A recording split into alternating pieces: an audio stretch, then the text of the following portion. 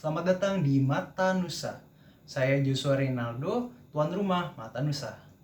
Lonjakan penularan COVID-19 membuat pemerintah menetapkan kebijakan PSBB. Kebijakan ini sepertinya membagi masyarakat menjadi dua kubu, antara mereka yang pro dan juga mereka yang kontra. Kali ini, kita akan melihat bagaimana dampak kewirausahaan karena pandemi ini melalui data yang telah dikumpulkan oleh tim Mata Nusa dari hasil wawancara dengan Menteri Koperasi dan Usaha Kecil Menengah, Bapak Teten Mas Duki. Menurut beliau, tidak semua wirausaha mengalami kerugian di masa pandemi. Salah satu contohnya seorang penjual diffuser.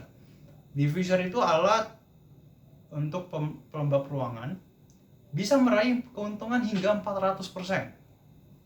Beliau menjelaskan bahwa UMKM dibagi menjadi dua kelompok. Yang pertama adalah UMKM yang sudah tidak bisa menjalankan usahanya. Jadi mereka ini tidak bisa lagi berjualan karena harus mematuhi protokol kesehatan dan juga peraturan dari kebijakan PSBB. Nah, mereka ini siapa aja sih? Mereka itu seperti penjual makanan-makanan yang ada di perkantoran. Seperti contohnya nasi goreng, ayam goreng. Nah, kemudian ya mereka itu penjual bakso, cendol, itu mereka tidak bisa lagi berjualan karena melanggar ketentuan yang ditetapkan oleh pemerintah di PSBB, pembatasan sosial berskala besar, dan juga protokol kesehatan. Jadi tidak mungkin apabila penjual dan pembeli itu tidak berdekatan apabila mereka berjualan. Seperti itu. Nah, untuk kategori yang kedua, menurut Pak Teten, mereka yang masih mempunyai peluang untuk bertahan. Jadi kalau kategori yang pertama tadi, mereka yang tidak bisa sama sekali untuk berjualan, mereka yang tidak bisa bertahan. Tapi kalau kategori yang kedua ini menurut Pak Teten adalah mereka yang masih bisa mempunyai peluang untuk bertahan di bisnisnya mereka. Nah, mereka ini siapa aja sih? Sebagai contohnya ya, adalah mereka yang berjualan secara online. Maksudnya apa secara online? Jadi mereka ini mempunyai bisnis di mana mereka menggunakan jasa layanan online, lapak online untuk berjualan. Jadi mereka masih mendapatkan pelanggan-pelanggan online yang mereka peroleh dari lapak online ini.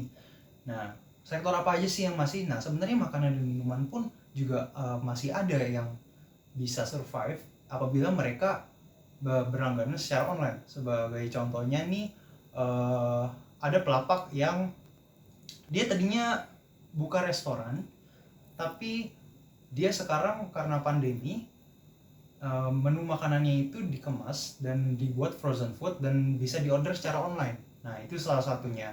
Nah, kemudian juga menurut Pak Teten, untuk pembelian bahan pokok secara online itu mengalami kenaikan sebesar 350%. Jadi lumayan besar untuk pembelian bahan pokok. Nah, ini sangat masuk akal sekali di mana kita bisa melihat dan kita pun bisa merasakan untuk ibu-ibu rumah tangga yang di rumah tidak mau berpergian membeli bahan pokok ke pasar maupun ke supermarket.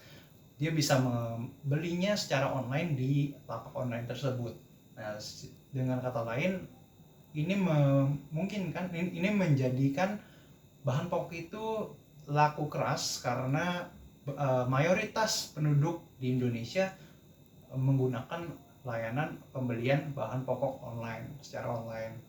Nah, kemudian kita juga berbincang dengan Pak Teten dan Pak Teten mengungkapkan bagaimana dari sisi pemerintah. Jadi kita akan melihat nih dari sisi pergerakan pemerintah seperti apa. Oke, Pak Teten mengatakan nih dari pemerintahan ini saat ini sedang menyiapkan stimulus ekonomi berupa bantuan sosial. Yang kita sudah tahu, pemerintah pun juga tidak tinggal diam. Pemerintah harus mengurusi selain kesehatan di bagian COVID-19, tapi juga secara stimulus ekonomi. Nah, di Pak Teten menyampaikan bahwa pemerintah sudah merelokasikan anggaran-anggaran yang ada.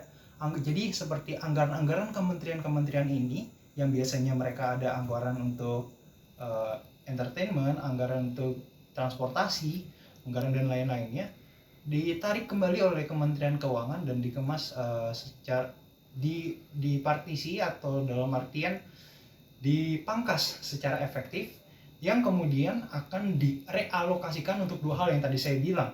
Yang pertama untuk biaya penanganan COVID-19 dalam bidang kesehatan.